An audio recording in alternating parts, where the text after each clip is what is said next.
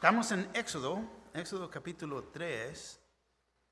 Liberados es el tema del libro. Y aquí vemos la zarza ardía en fuego. Vamos a ver los primeros 9 versículos en esta noche.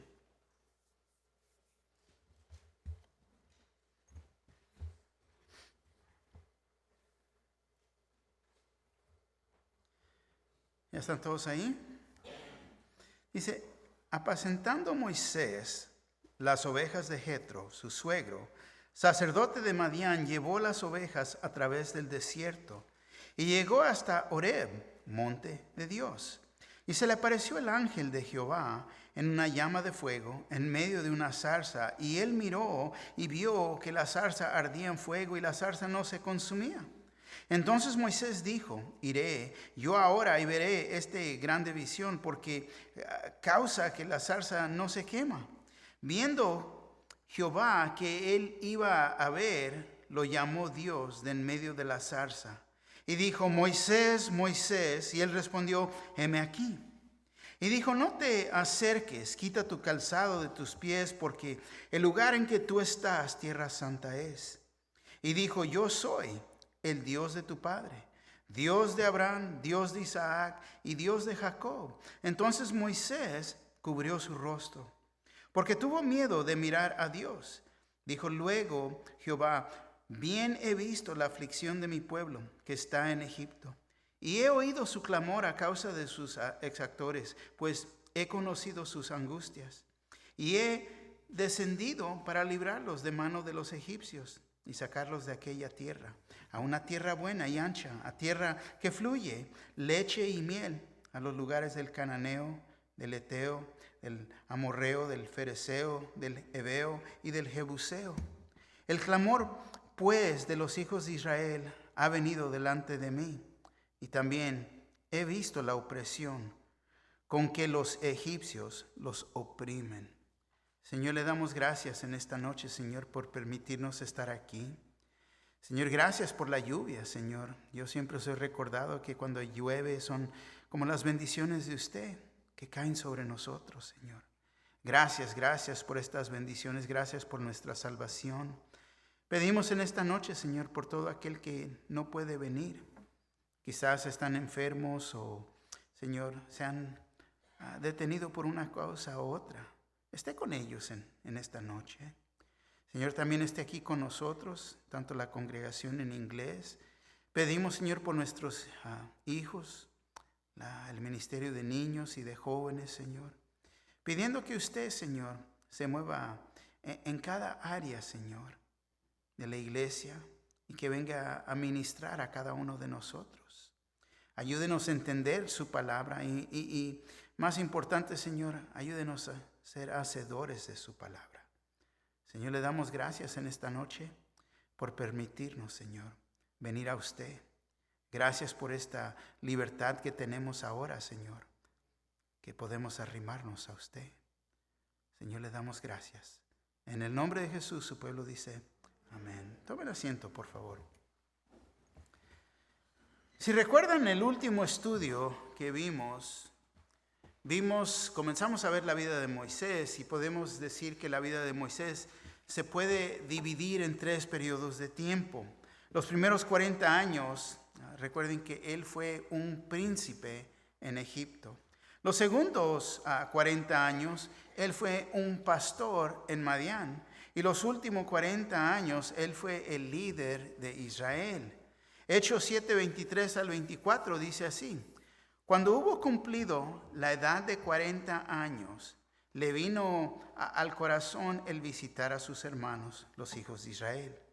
Y al ver a uno que era maltratado, lo defendió, y hiriendo al egipcio, vengó al oprimido. Entonces se pasó los primeros 40 años, podemos decir, en el palacio. Después de que defendió al hebreo y mató al egipcio, comenzó su vida como un pastor en Madián. Luego Éxodo 7:7 dice: era Moisés de edad de 80 años y Aarón de edad de 83 cuando hablaron a Faraón. Entonces él le habló a Faraón a la edad de 80 años. Vemos que es muy claro entonces que se pasó 40 años de su vida como pastor.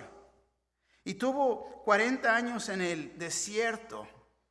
Y fue durante ese tiempo en el desierto que estuvo preparándose para lo que estaba por venir. Y también se preparaba en la forma como Dios lo iba a usar. 40 años también podemos decir, si te pasas 40 años en el desierto, tienes mucho tiempo para pensar, para meditar. Y estaba pensando, meditando, podemos decir, en el Señor, en Jehová, durante este tiempo. 40 años de meditar y pensar lo que Dios decía, lo que Dios había dicho. Y 40 años de orar también por su pueblo, en ver y entender que su pueblo estaba sufriendo a las manos de los egipcios. Ahora, sin duda, estaba muy ocupado. Como pastor, tenía el cuidado ocupado con las ovejas. Estaba trabajando, podemos decir, dándoles de comer, dándoles agua, correteando atrás de una de la otra, una que se iba para allá y la otra que salía para el otro lado, y protegiendo el rebaño. Ocupado, trabajando. Y te voy a decir, es en ese mero momento cuando Dios lo llamó. Es como tenemos que entender, esta es la manera que Dios obra, como Él opera.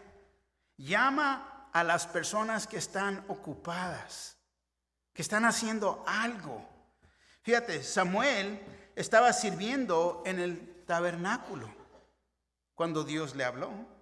David estaba cuidando ovejas.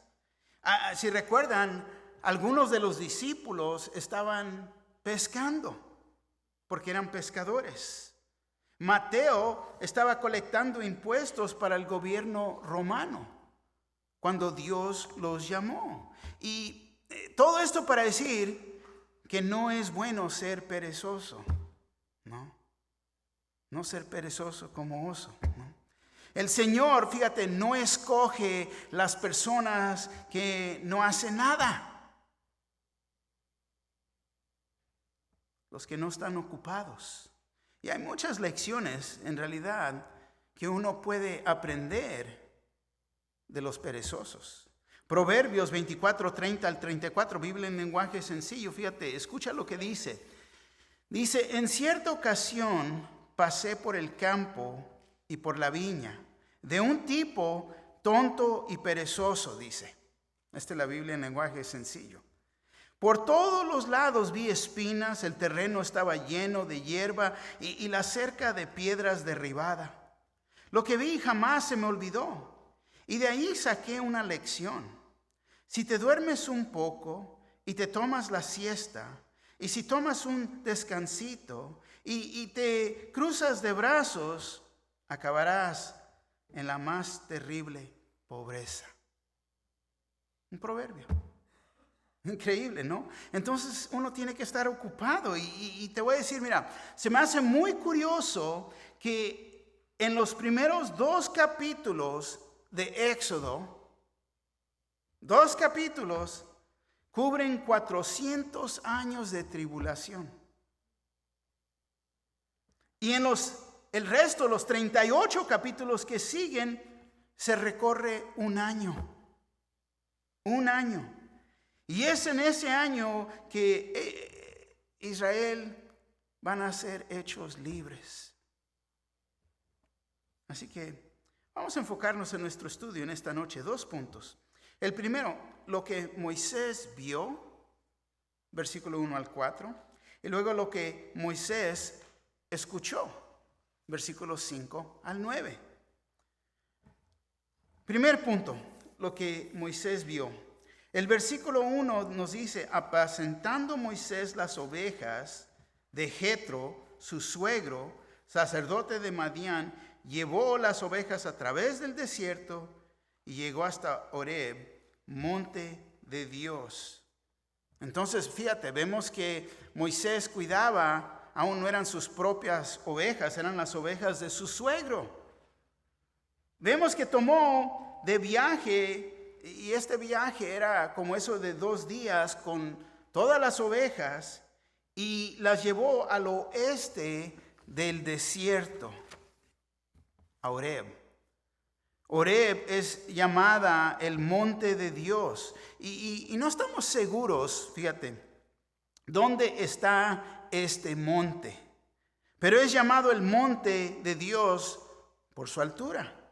Ahí en Horeb podemos decir, era el nombre del distrito montañoso, el cual está situado en el Sinaí. Ahí está. Pero es una inmensa cadena de montañas, por eso no sabemos exactamente cuál de esas montañas es. Porque hay muchas montañas ahí. Y sería aquí también que después que Dios le diera los 10 mandamientos a Moisés. Ahora, no es tan importante identificar la montaña, pero lo que sí es importante es que era el monte de Dios. Es ahí que pasó algo, y podemos decir algo muy espectacular. Es ahí que, fíjate, tuvo un encuentro con el Dios Todopoderoso. Y te voy a decir, uno nunca sabe. Nadie sabe cuándo uno puede tener una experiencia con Dios. Pero puede pasar.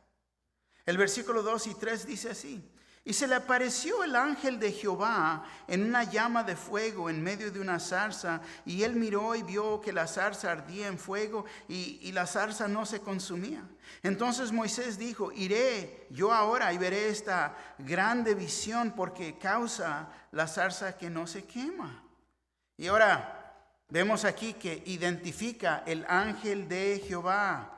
Y verdaderamente este es un gran misterio. Y digo esto ¿por qué? Porque sabemos, fíjate, primeramente que la palabra ángel significa un mensajero. Es lo que la palabra ángel significa. Pero en este caso no solamente es un ángel, pero el ángel de Jehová. Entonces tenemos que ver al versículo 4 para comenzar a entender esto más profundo. Fíjate lo que dice el versículo 4. Viendo Jehová que él iba a ver, lo llamó Dios de en medio de la zarza y dijo, y hay una pausa, porque vemos que Jehová lo vio, que él iba a ver, se iba a arrimar, y vemos que Dios lo llamó de en medio de la zarza. Una vez más, regresamos al versículo 2 y dice: y se le apareció el ángel de Jehová en una llama de fuego en medio de una zarza. Entonces, el mensajero, el ángel, simplemente no vio y habló por Dios, pero habló como Dios. La zarza que ardía en fuego es considerada, la palabra técnica aquí es una teofanía.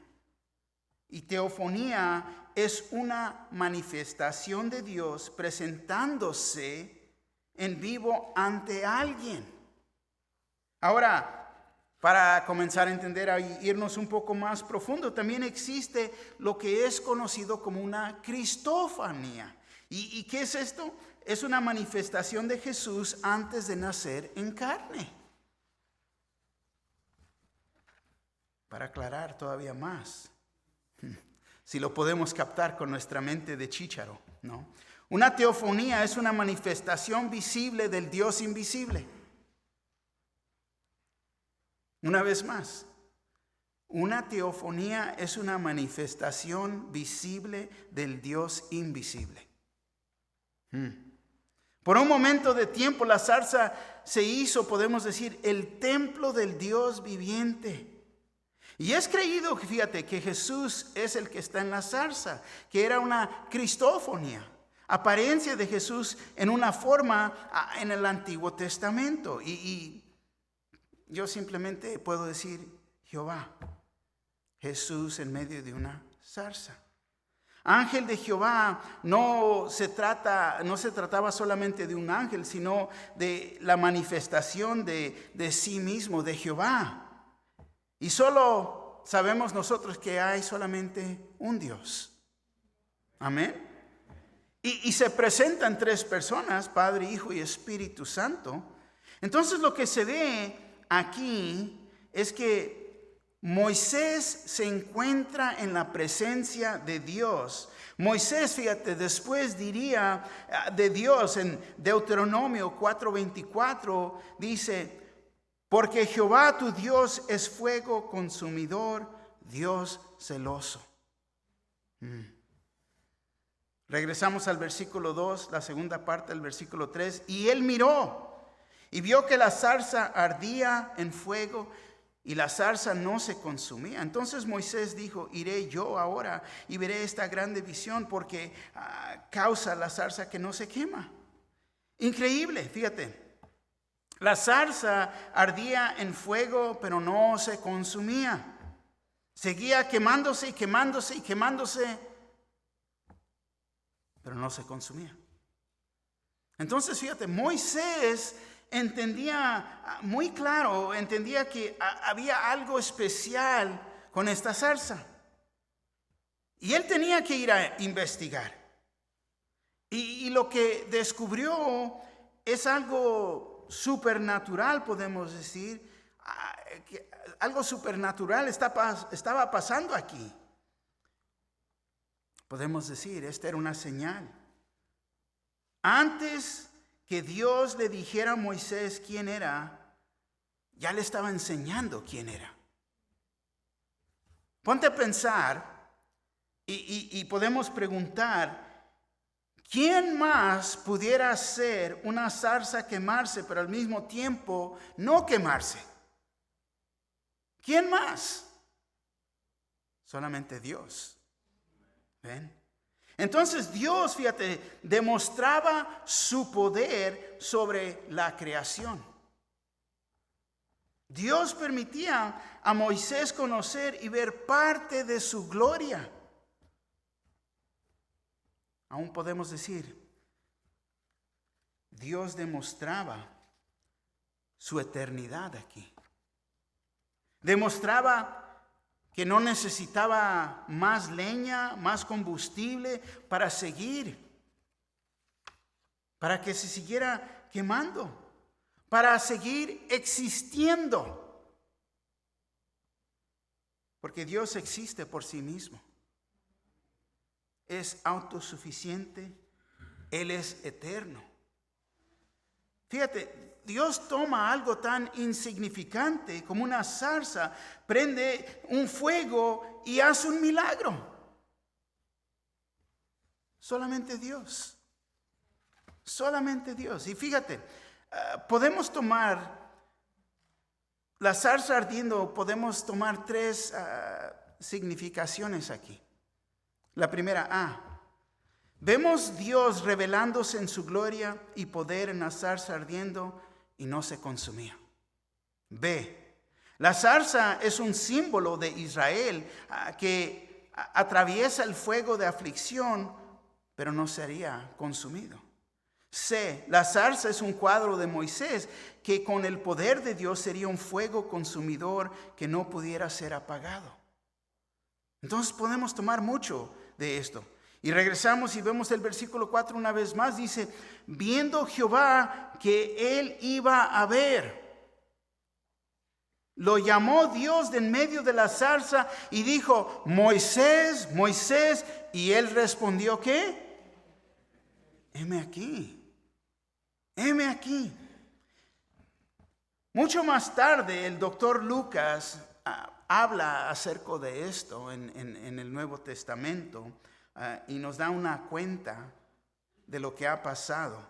En Hechos 7:30 al 34 dice así: pasado 40 años, un ángel se le apareció en el desierto del monte de Sinaí, en la llama de fuego de una zarza, Entonces Moisés, mirándose, maravilló de la visión, y acercándose para observar, vino a él la voz del Señor. Yo soy el Dios de tus padres, el Dios de Abraham, el Dios de Isaac y el Dios de Jacob. Y Moisés, temblando, no se atrevía a mirar. Y le dijo el Señor: quita el calzado de tus pies, porque el lugar en que estás es tierra santa.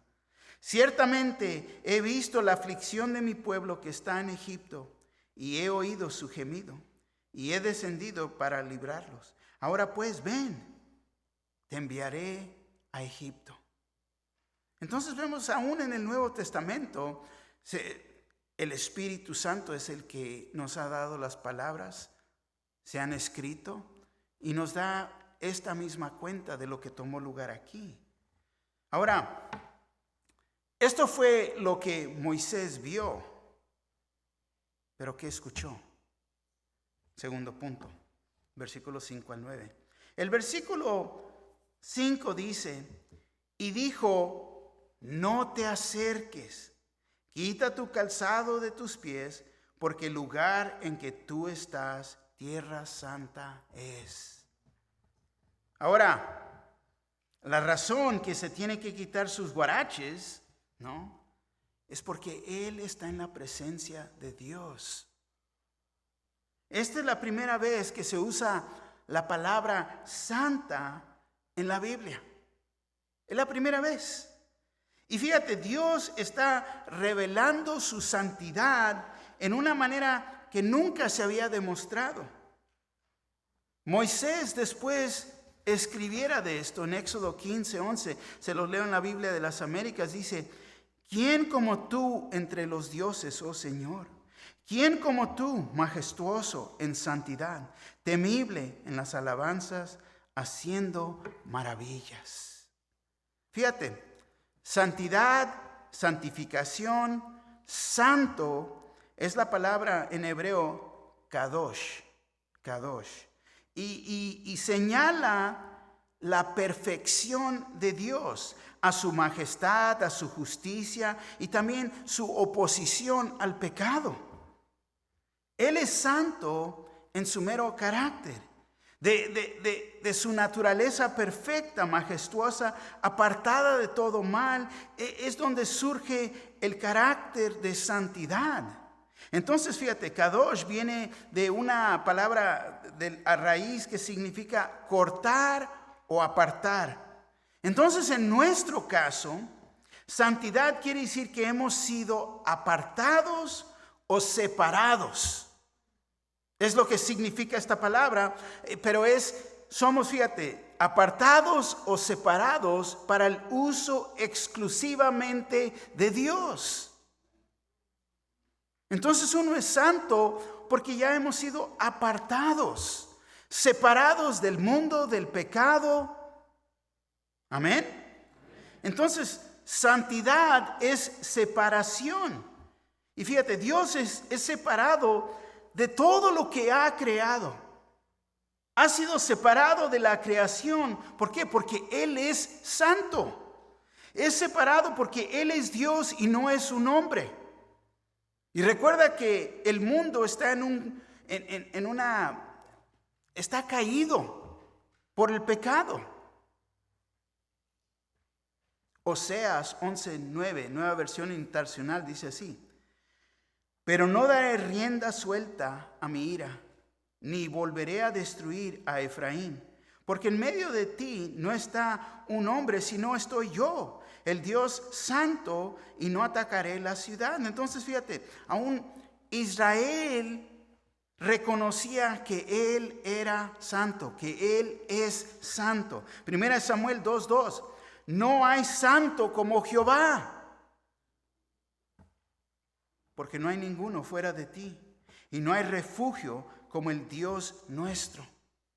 Entonces Dios es santo. Él está apartado del mundo, del pecado, y uno no puede entrar a su presencia.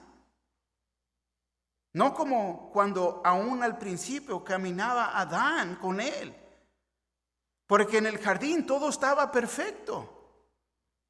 No había esa separación, pero entró el pecado y no nos puede ver en ese estado.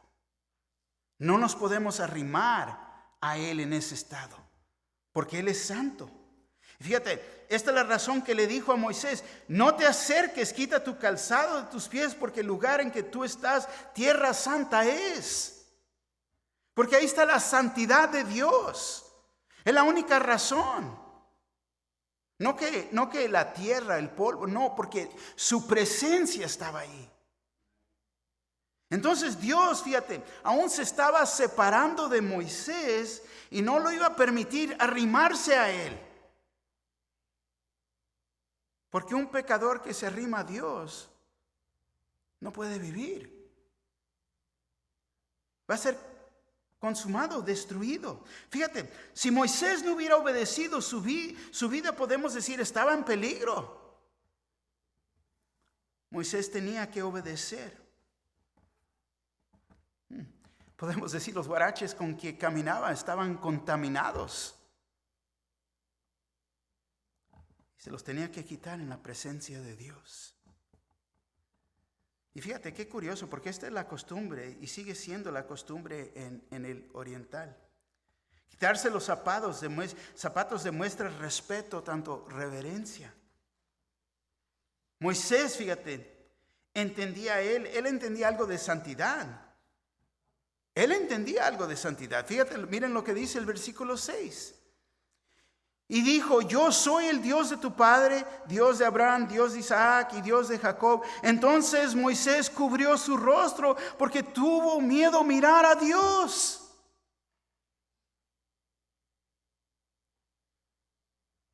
Claro que Dios se acordaba de sus promesas, del pacto que había hecho. Esta es la razón que dice: yo soy el Dios de tu padre, Dios de Abraham, Dios de Isaac y Dios de Jacob. Porque Él hizo un pacto.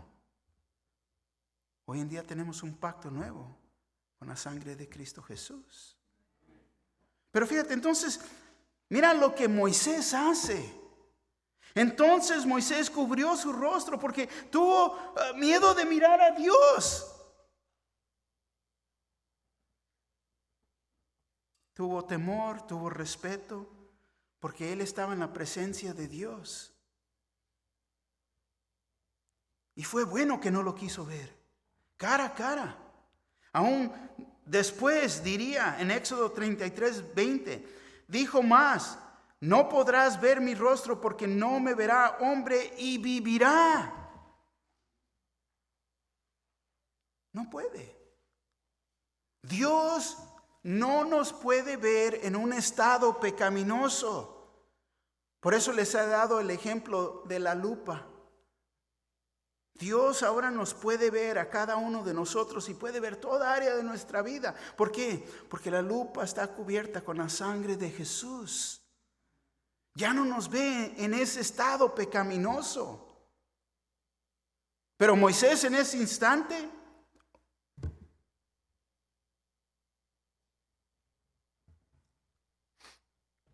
la santidad de Dios y el hombre pecador no pueden coexistir. Moisés ha de haber dicho: de la que me salvé, ¿te imaginas? No. Ahí estuve en su presencia. Estoy seguro que en el momento que estaba en la presencia de Dios,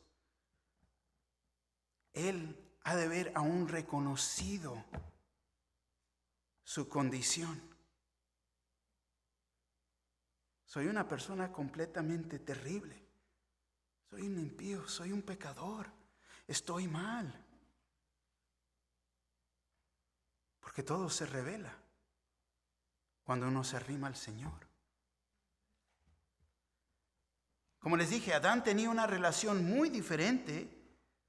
Caminaba con Dios en el jardín. Pero entró el pecado al mundo. Y ya no podía estar en su presencia, en ese estado. Porque Él es santo. Una separación. Una gran separación entre el hombre y Dios. por el pecado.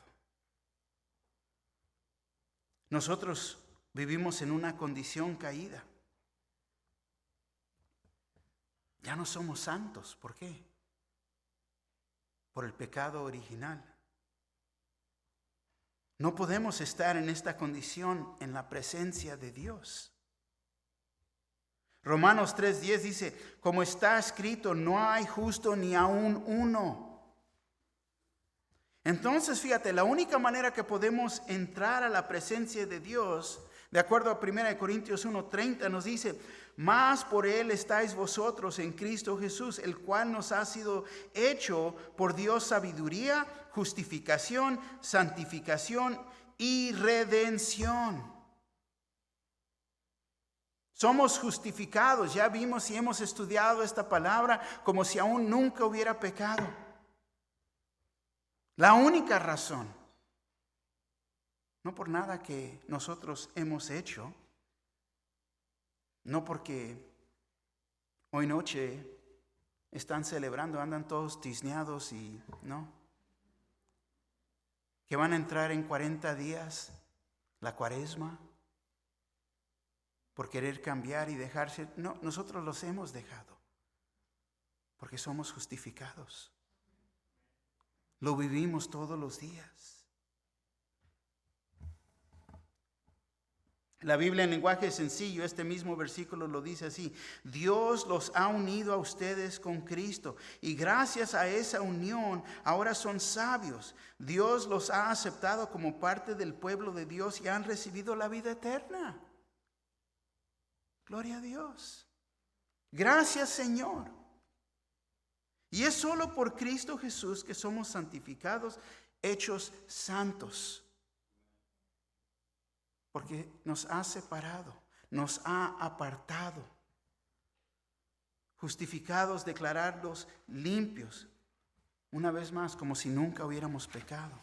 Colosenses 1:21 al 22 dice así: y a vosotros también que erais en otro tiempo extraños y enemigos en vuestra mente, haciendo malas obras, ahora os ha reconciliado en un cuerpo de carne por medio de la muerte para presentarlos santos y sin mancha, irreprensibles delante de Él. La Biblia en lenguaje sencillo lo dice así: antes ustedes estaban lejos de Dios y eran sus enemigos, pues pensaban y hacían lo malo. Sin embargo, ahora Dios los ha hecho sus amigos por medio de la muerte de su Hijo, quien se hizo hombre. Dios los hizo así para que ustedes pudieran presentarse ante Él, fíjate, sin pecados y libres de culpa. Ahora nosotros nos podemos arrimar.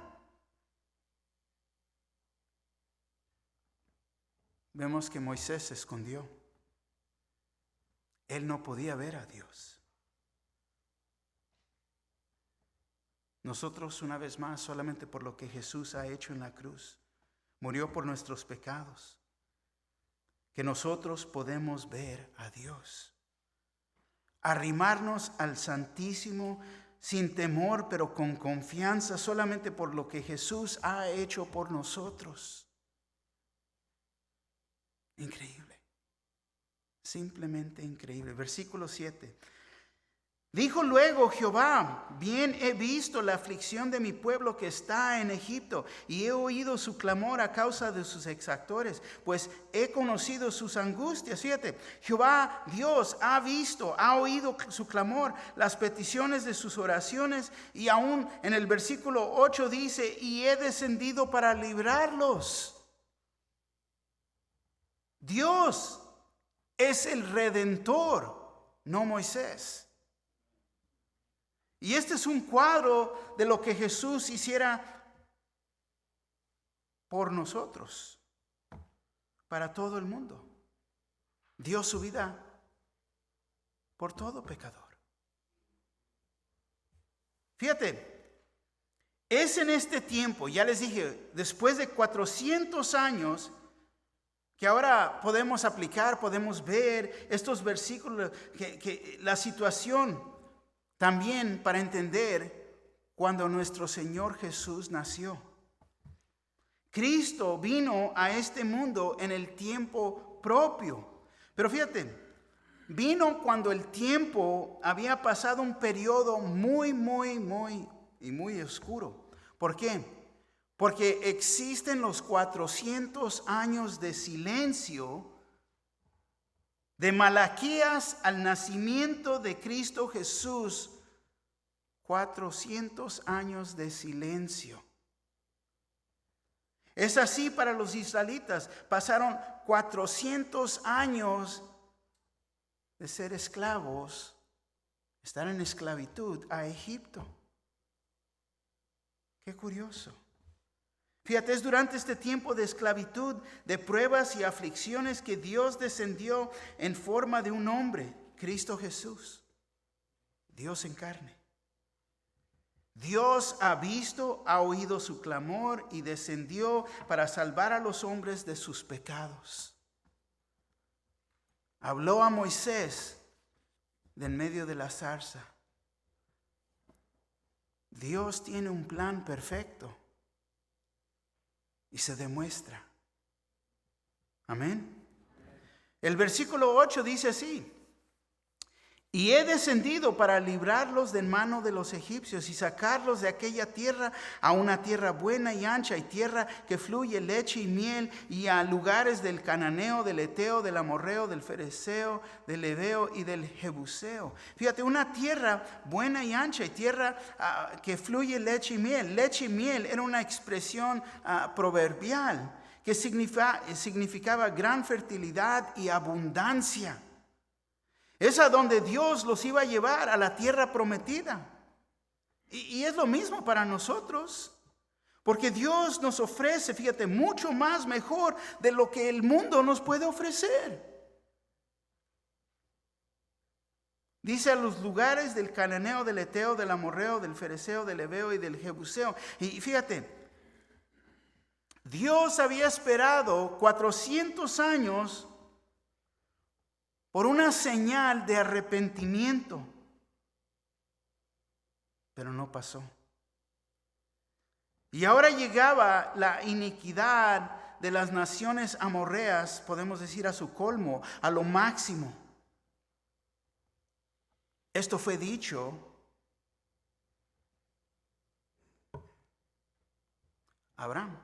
Génesis 15, 12 al 16. Mas a la caída del sol sobrecogió el sueño a Abraham. Y he aquí que el temor de una grande oscuridad cayó sobre él. Entonces Jehová dijo a Abraham: ten por cierto que tu descendencia morará en tierra ajena, y será esclava allí, y será oprimida 400 años. Mas también a la nación a la cual servirán juzgaré yo, y después de esto saldrán con riqueza. Y tú vendrás a tus padres en paz, y serás sepultado en buena vejez. Y en la cuarta generación volverán acá, porque aún no ha llegado a su colmo la maldad del amorreo hasta aquí. Entonces llegó a ese punto. Dios les dio 400 años para que se arrepintieran, y no pasó. Y esta era la tierra prometida a Abraham. Había 6 naciones viviendo allí y tendrían que salir de esa tierra. Esta tierra era la tierra de leche y miel, de mucha bendición.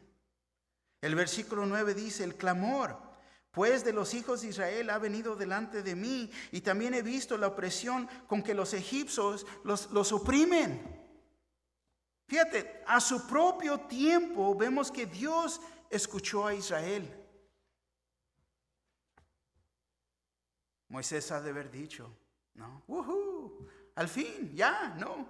Dios ha oído, gloria a Dios. Dios los va a salvar, al fin, celebrando. Dios los va a liberar. Yo creo que esa es la actitud que muchos de nosotros tenemos cuando vemos la mano de Dios moviéndose. Oh, man, qué bendición, oh, Dios está haciendo cosas grandes, oh, man, gloria a Dios. Amén. Y todos estamos con eso. ¡Qué gran emoción! Pero fíjate lo que dice el versículo 10. Ven, por tanto, ahora, y te enviaré a Faraón, para que saques de Egipto a mi pueblo, los hijos de Israel. Dios está llamando a Moisés ser el librador de Israel. Oh, y ahora, ¿qué pasó con el wuhu? Y Dios se está moviendo, ¿no? El versículo 11 dice, entonces Moisés respondió a Dios, ¿quién soy yo para que vaya a Faraón y saque de Egipto a los hijos de Israel? Ahora este es el comienzo del próximo estudio. Es como comienza el próximo estudio. Pero aquí vemos cómo responde Moisés. Yo creo que muchos de nosotros respondemos en la misma manera, ¿no? Oímos y vemos la mano de Dios, oímos su voz. No nos está hablando de medio de una zarza, pero uno bien pronto, heme aquí. No, yo hago, ¿no? Queremos responder, pero te enviaré a Faraón. ¿Yo? ¿No? ¿Quién soy yo para que yo vaya a Faraón y saque de Egipto a los hijos de Israel? De repente uno mismo se hace para atrás. ¿Dónde está esa confianza que estábamos demostrando en responder cuando Dios nos habló? Siempre estamos listos para que Dios haga, pero que Dios haga con otros, ¿no? No con uno mismo. No, pero eso quiere decir que yo voy a tener, y nos hacemos para atrás. Y pregunto, ¿pero qué si Dios te quiere usar a ti? Muy posible. A veces simplemente es una conversación con el vecino, con el jefe, que no tiene tiempo para nada.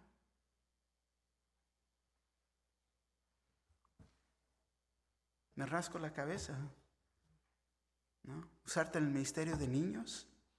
Pero ni me gustan los niños, ¿no? Posiblemente por eso te quiero usar ahí, ¿no? En la cuna. Ahí la estoy viendo, la hermana está con el bebé, cuidando. En el café. Nadie quiere lavar trastes, nadie se quiere quedar tarde. Nadie quiere hacer un sacrificio. No. Nos vamos después del primer servicio, el domingo, y ya me voy. No hay nada que hacer en la iglesia, yo sé. Pero Dios nos está hablando. Te voy a decir, en el ministerio de matrimonios, Mari y Jimmy han estado queriendo hablarle a las personas que vengan, que se arrimen, y nadie llega. Nadie quiere ayudar. Nadie quiere hacer. Y yo me rasco la cabeza. Porque vemos aquí el ejemplo, Dios ha hablado. Dios nos quiere usar. Pero Dios te quiere usar más grande, en una manera más grande de lo que piensas. Pero te tiene que encontrar haciendo algo. Hay muchos que nada más vienen a calentar la banca.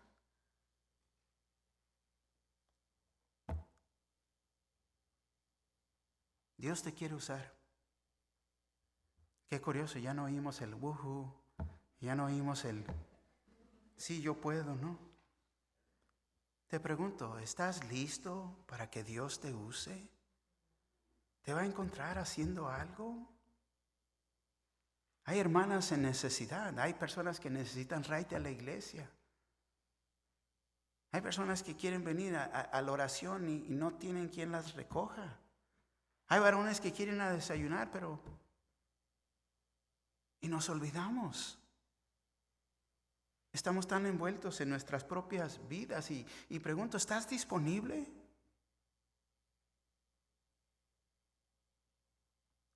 Hay mucho que se puede aprender de este pasaje. Vemos a Dios moverse. Vemos milagros de Dios y se está manifestando. Viene la semana de oración, una semana completa. Conozco personas que dicen, no, pero es que no están los estudios y sirve porque me voy en esa semana. ¿En serio? Cuando tienes la oportunidad de orar por alguien, quizás no puedes orar en voz alta, pero puedes escuchar las peticiones de todos los demás. Y te voy a decir, es de aliento para mí verte aquí, pero es de aliento uno al otro, porque es lo que debemos de estar haciendo. Animándonos unos al otros, no dejando de congregarnos como algunos tienen por costumbre.